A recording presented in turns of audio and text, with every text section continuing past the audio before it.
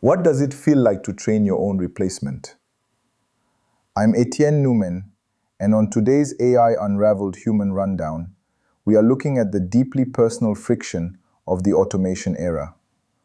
We start with a bombshell report inside OpenAI's Project Stagecraft. The company is paying 4,000 freelancers $50 an hour to map out the exact nuanced steps of their specific professions, from pharmacists to HR specialists.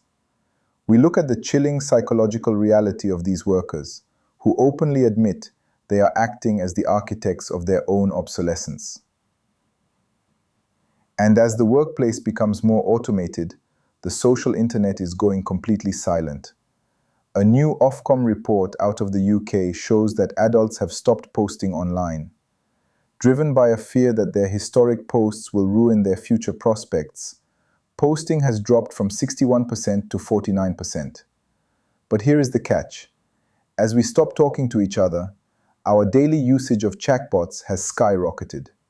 We are trading the messy reality of human connection for the safe, sterile echo chamber of an AI. We're also talking about the death of the middle manager.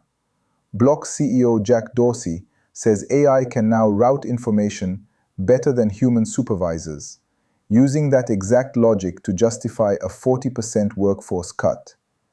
What happens to your career when your boss is an algorithm? From the rise of vibe coding to the collapse of a $240 million AI tractor startup, we are unraveling the human cost of the intelligence era. The full human interest briefing is live now.